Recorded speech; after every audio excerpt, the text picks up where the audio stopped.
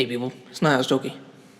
Now, before I begin, I'm going to say this isn't a story that we usually cover because I wouldn't think it important enough, but there are things that have been happening recently, such as the statues being torn down in America, the Akon comments, and the last year's year of return in Ghana to make the story relevant.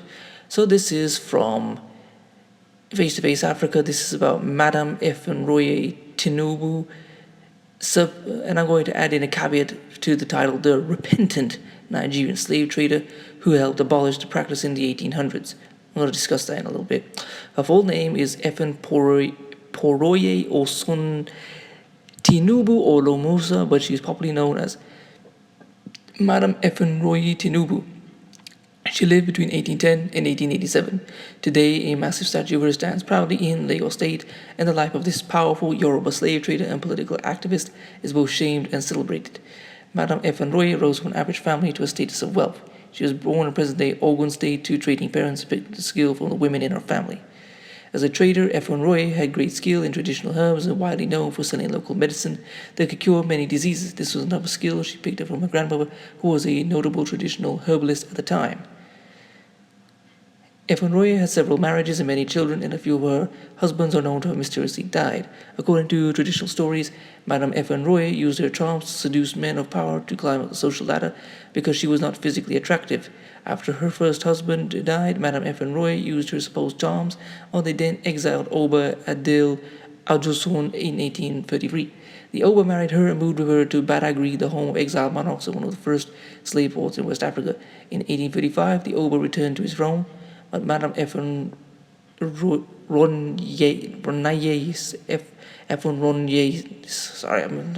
stayed in Badagry. It is in Badagry that Madame Efunroye, keep switching off the spelling, Efunroye reached the peak of her success using her husband's influence to gain strong grounds in the trading business. Born in a tradition where post-colonial slavery was prevalent, Madame Efunroye continued in local slave trading and extended her prowess into tobacco and salt. Her husband died a few years later, and she was very much involved with his son Olawale becoming the new Oba. Shortly after, she married the military advisor of the Oba, Yesufu Bada. Madame Efunroye continued to extend her trade and ventured in the palm wine business. Through her marriage to the military advisor, she established contact and trading partnership with Brazilian, Portuguese, and other European traders who transacted trade with the military for protection. It didn't take long for Madame Efunroye to partner with the British to trade African slaves. In an interview with historian Dr. John Henry Clark, suggests that Madame Efunroye did not know about the differences between local and colonial slave trade. She became more powerful after helping her brother-in-law Akintoye become the new Oba after the sudden death of Oba Olawale. Oba Akintoye rewarded her with several valuable stores in Lagos and built a massive house for her to match her status. She became a close advisor of the Oba and was very influential in his decision making. Madame Tinubu later became an advocate for the abolition of the colonial slave trade after realizing the torture and suffering that slaves went through.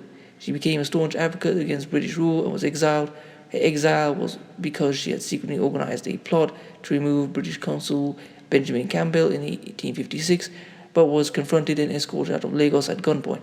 She moved to Abeokuta, where she traded in firearms and gunpowder, being a major supplier to the war against the Dahomey.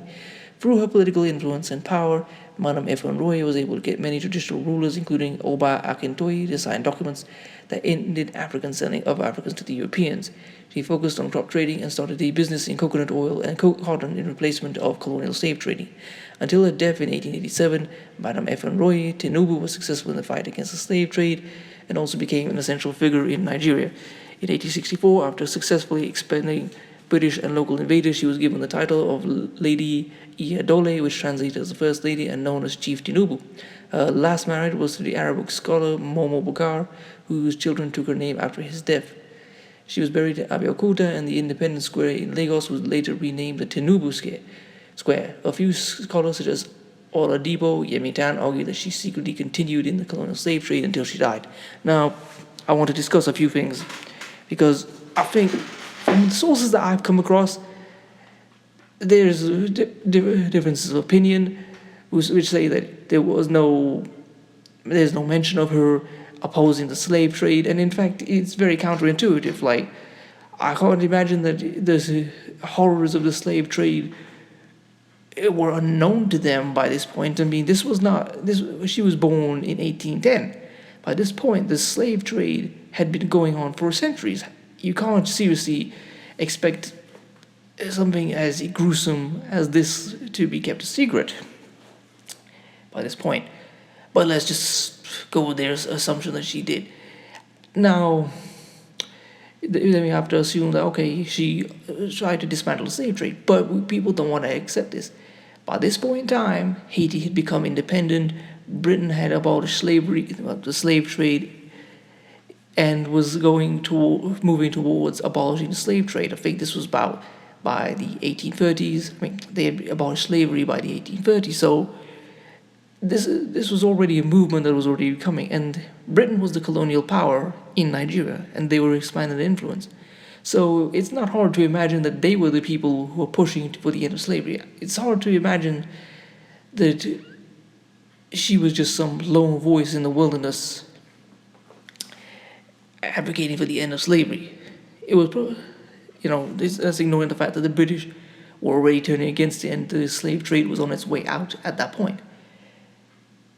And as I said, the sources I was reading did not mention much of this at all, and it makes it far more believable that she might have done any opposition she had to the slave trade may have been because the winds of the society and the economics were changing. So she thought, oh, let us join the bandwagon, so to speak.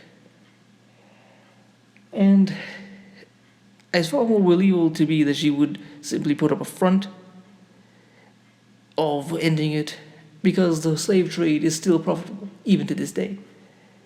And as I said in the beginning, actually, let me just go back to what I was saying. Again, I don't really know if she was a proponent of the end of the slave trade or not, because their sources are different, and some don't even mention it when their biography of her or not.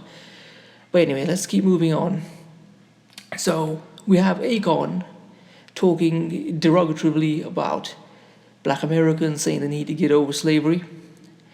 And we have the movement to abolish statues in America and around the world. And we have Ghana having their year of return. Now, when we see stuff like this, the Madame Tinubu Square and her statue, I mean, I understand Akon is from Senegal, but it's hard to relate them to one another and to think, okay, this is where the mindset of looking down upon the descendants of the slavery victims comes down from. Because in these countries, they are having statues of slave traders. And it begins another question. A lot of these countries like Ghana and Akon, Senegal, are encouraging people to come back. And yet, there are people there in the countries neighboring them that believe that the slavery was good, and those people who promoted it were good, excellent people who should have statues. And remember this, Tinubu Square is not in some isolated place in Nigeria. That is in Lagos. That is the biggest city in Nigeria. Anyway, like I said, this whole story seems to have conflicting accounts, so I'm not quite sure about it, but I thought I would give it to you, and I'm going to try and list the different sources I can find, and you can make up your own mind about what is the actual truth. So please comment, rate, share, and subscribe if you like to support this channel. I'll leave my Instagram there as well. Peace.